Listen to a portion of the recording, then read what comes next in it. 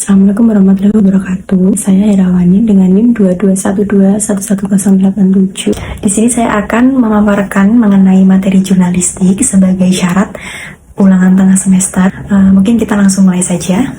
Kata jurnalistik erat kaitannya dengan wartawan, berita, media, dan lain-lain. Sebelum kita bahas tentang apa itu berita, sebenarnya jurnalistik itu apa sih? Jurnalistik adalah ilmu disiplin dan teknik pengumpulan atau penulisan dan pelaporan berita, termasuk proses penyuntingan dan penyajiannya. Keterampilan jurnalis modern atau jurnalis era internet adalah multimedia. Produk utama jurnalis itu berita. Berita ini disajikan atau disebarluaskan melalui berbagai media massa, termasuknya seperti surat kabar, majalah, radio, dan televisi, serta internet. Ada beberapa aktivitas dalam jurnalistik adalah meliput dan memberitakan sebuah peristiwa melalui rumus baku, yaitu 5W1H. 5W1H itu apa? Jadi 5W1H itu who, what, when, where, why, dan how. Yang pertama, kita masuk ke who. Who itu siapa yang terlibat. Pelaku di dalamnya itu seperti korban, saksi, dan lain-lain. Yang kedua itu what. Buat apa yang terjadi, peristiwa itu, kejadian dan acara itu sebenarnya apa. Terus yang ketiga when, kapan terjadinya peristiwa, hari, jam, tanggal, dan waktu spesifik lainnya. Selanjutnya itu where itu di mana terjadinya peristiwa tersebut, lokasinya. Untuk yang selanjutnya ada why, mengapa peristiwa itu bisa terjadi, alasan, motivasi, penyebab, dan tujuan. Dan yang terakhir ada how, bagaimana proses terjadinya peristiwa itu, seperti detail kejadian, suasana acara, rincian, atau kronologi peristiwa tentunya. Nah, dalam aktivitas-aktivitas jurnalistik yang sudah disebutkan di atas, tentunya ada seorang wartawan yang mempertimbangkan peristiwa itu untuk diberitakan atau tidak, seperti kepentingannya bagi publik dan dampaknya bagi masyarakat, serta menarik tidaknya bagi publik itu sendiri. Kita sudah singgung tentang wartawan, dan sebenarnya wartawan itu apa? Wartawan adalah sebuah profesi, termasuk kalangan profesional, sebagaimana hanya pengacara, guru, dan dokter lain sebagainya yang membutuhkan keahlian khusus. Wartawan bekerja di sebuah media pers atau media massa yang diterbitkan lembaga pers yang berbadan hukum. Jenis jurnalistik sendiri itu ada 3. Yang pertama ada jurnalistik cetak. Ini proses jurnalistik yang produk atau laporannya ditulis dan disajikan dalam media massa cetak, seperti surat kabar, tabloid, dan majalah. Untuk teknik penulisannya sendiri menggunakan bahasa tulis, hemat kata, sederhana, mudah dimengerti, tidak mengandung arti ganda, dan umum digunakan.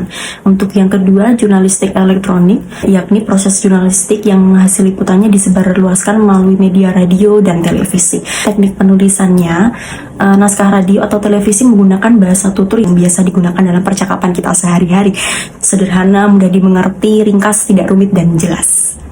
Untuk yang ketiga ada jurnalistik online, didefinisikan sebagai pelaporan peristiwa yang diproduksi dan disebarkan melalui internet atau proses jurnalistik yang hasilnya disajikan melalui media internet. Teknik penulisannya itu sama dengan jurnalistik cetak, namun penulisannya lebih leluasa, lebih luas seperti itu. Oke, kita masuk ke fakta dan berita. Nah, secara sederhana sebenarnya berita itu peristiwa ya. Nah, dalam sebuah berita ini tentunya ada kelayakan ya di dalamnya, dan kelayak dalam hal ini memuat unsur kejelasan, clarity, kejutan, surprise, unsur kedekatan geografis, dampak, dan juga konflik. Aktual, timeliness, dalam artian kejadian yang bersifat nyata dan benar-benar terjadi dan sedang hangat-hangatnya, menjadi pembicaraan orang banyak, yang bersifat kekinian atau baru. Yang selanjutnya ada kedekatan, proximity, perkenalan, prominence, dan kemanusiaan atau human interest.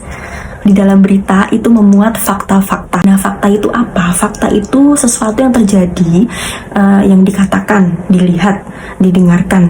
Fakta adalah data penelitian atau statistik. Untuk tulisan jurnalistik intinya adalah memindahkan sebuah realitas tertentu ke dalam bentuk tulisan.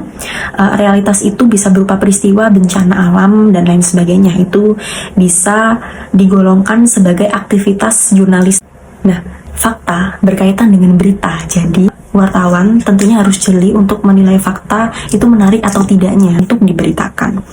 Dan selanjutnya ada kode etik jurnalistik. Nah, yang pertama itu wartawan Indonesia bersikap independen, menghasilkan berita yang akurat, berimbang, dan tidak beretikat buruk. Yang kedua, wartawan Indonesia selalu menguji informasi, memberikan secara berimbang, dan tidak mencampurkan antara fakta dan juga opini. Apalagi ada hal-hal menghakimi, itu tidak boleh. Berita itu ada nilainya. Yang pertama, the power elite, peristiwa mengenai elit penting berkuasa termasuk pula lembaga. Yang kedua, selebriti, peristiwa tentang orang terkenal, pemimpin, figur, artis, dan lainnya.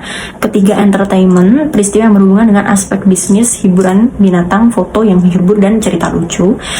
Yang keempat, ada surprise, bertentangan dengan umum, aneh, unik, dan dapat mengagetkan kita. Itu yang kelima, bad news, tragedi, hal buruk atau konflik. Yang keenam, good news, peristiwa-peristiwa bergembira. Selanjutnya ada follow up, peristiwa terhadap subjek, itu orang, kejadian yang sudah diberitakan sebelumnya. Dan yang terakhir ada media agenda, peristiwa yang diberitakan karena agenda media yang dimiliki lembaga pemberitaan. Produk jurnalistik itu kan adalah berita. Di sini ada macam-macam berita. Yang pertama ada hard news. Kita biasa menyebutnya dengan breaking news atau straight news ya. Ini berita langsung disampaikan ke publik. Menulisnya tuh juga dimulai dengan informasi yang terpenting. Dengan kata lain langsung to the point, fakta apa yang ingin dibahas di situ. Itu yang disebut dengan straight news. Nah, untuk ciri-ciri straight news itu, beritanya harus aktual. Dan terus yang kedua, lengkap dengan 5W1H yang sudah kita bahas tadi sebelumnya. Yang selanjutnya yaitu informatif. Panjang tulisannya terbatas. Proses penulisan straight news ini, menulisnya tadi kan sudah disebutkan bahwa memulai dengan informasi terpenting. Nah, informasi terpenting ada yang namanya lead. Nah, lead itu sebagai pembuka berita. Nah, lead harus menyajikan satu pokok pikiran terpenting. Nah, ini hindari anak kalimat yang bertumpuk-tumpuk. Contohnya seperti terlalu banyak keterangan yang tidak jelas. Jadi kata keterangan tambahan itu tidak boleh terlalu banyak atau bertumpuk-tumpuk. Yang ketiga, kutipannya harus kuat. Contohnya seperti kesaksian mata atas peristiwa itu, siapa yang ada di situ, perannya apa. Selanjutnya, penyebutan penulis dalam badan berita, siapa yang menulis. Hal ini memastikan bahwa berita itu berasal dari sumber yang jelas dan tidak termasuk hoax. Perihal penulisan, bagaimana cara reporter menghubungi narasumber. Dan yang terakhir, dalam penulisan straight news kita harus menggunakan teknik piramida terbalik. Nah, piramida terbalik itu apa?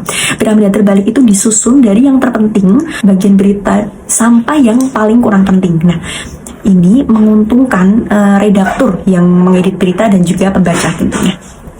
Bagian-bagian piramida terbalik itu ada satu, title atau judul, kedua lead, tiga body, dan keempat itu ada leg. Nah, kita akan bahas dari yang pertama yaitu lead. Berbicara mengenai lead, intisari sebuah berita itu lead itu sendiri. Lead harus menyajikan satu pokok pikiran terpenting, di mana kepingan-kepingan atau angle paling kuat dan yang paling pas itu dijadikan lead dan tentunya akan berkaitan dengan judul. Sebelum menentukan judul, kita harus menentukan lead angle yang cocok yang mana sebelum kita menentukan judul. Untuk ciri-ciri lead itu sendiri, lead memuat 5W1H juga. Unsur pokoknya biasanya ada di word, dan angle lainnya itu menjadi body berita dan penutup. Yang kedua, title. Nah, title kita tadi sudah bahas ya, bahwa sebelum menentukan title atau judul itu kita harus menentukan lead dulu, baru menentukan judul, karena judul itu perasan dari lead tadi. Nah, ketiga ada body. Ada beberapa syarat pada bagian ini. Yang pertama ada ekonomi kata, kita harus sesuai ya. Terus untuk kedua sesuai dengan KBBI. Ketiga, ejaan tidak boleh salah, dan yang keempat pemilihan diksi yang tepat. Yang ketiga kita masuk pada body berita. Nah, sisa dari sekian banyak fakta itu dimasukkan ke body berita. Jadi wartawan harus menulis apa adanya, mengesampingkan rasa subjektif dan tidak suka itu harus dikesampingkan dalam body berita ini. Terus untuk selanjutnya ada keterangan tambahan ya.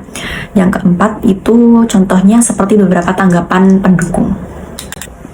Oke, kita masuk ke model berita yang kedua, yaitu soft news. Soft news ini beritanya lebih kepada sentuhan yang diambil. Jadi, berita ditulis secara ringan, tidak kaku, dan lebih luas, dan kebanyakan bisa disajikan kapan saja.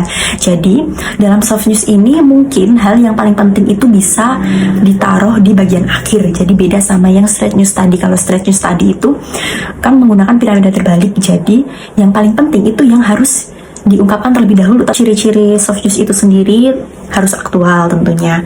Terus tulisannya biasanya lebih panjang daripada straight news. Untuk teknik penulisan soft news juga membutuhkan kelengkapan berita 5W1H tentunya ya. Yang kedua, memerlukan disiplin penulisan setara dengan straight news. Yang ketiga, jika pembaca tersentuh berarti tulisan ini tuh berhasil. Dimulai dari sisi paling menarik dari berita, selanjutnya dalam penyajian informasi ini secara rinci dan deskriptif. Ada pengamatan dan observasi di dalamnya. Selanjutnya, memberi arahan kepada pembaca untuk berimajinasi. Contohnya, bus itu penyok tidak merata kurang lebih sedalam 30 cm. Jadi, pendengar itu bisa berimajinasi, oh bahwa bus itu penyoknya 30 cm, berarti dalam banget ya. Nah, seperti itu. Kita masuk ke model berita yang ketiga, yaitu feature. Nah, feature ini adalah tulisan khas yang luas dan tidak kaku, biasanya mengangkat aspek kemanusiaan. Nah, jadi ciri-ciri feature itu, yang pertama, ide tulisannya itu sesuatu yang menarik. Yang kedua, menulisnya dengan hati. Ketiga, luas dalam struktur dan pola. Keempat, pendekatan sastrawi akan lebih menarik. Yang kelima, alur tulisan mudah diikuti dan tidak menggurui pembaca. Nah, pola awalan feature itu apa saja? Yang pertama ada flashback. Kalimat harus benar dari hasil pengamatan mata lalu diterjemahkan ke dalam tulisan sehingga orang yang membaca itu ikut terlarut. Dan yang kedua ada shocking. Shocking itu menggambarkan fenomena yang ada. Mungkin bisa menjadi tidak menyangka gitu. Jadi ternyata ini ya. Tiga ada konklusi atau kesimpulan, dan yang terakhir ada pola puisi. Nggak terasa kita sudah berada di ujung pembahasan. Dan setelah kita mendefinisikan tentang jurnalistik itu apa, dan terus produk jurnalistik itu apa, dan mengenali fakta dan berita, juga bagaimana teknik penulisan pada berita, model-modelnya juga sudah kita ketahui. Cukup sampai di sini materi yang bisa aku sampaikan. Terima kasih. Jika ada kesalahan mohon dimaafkan. Wassalamualaikum warahmatullahi wabarakatuh.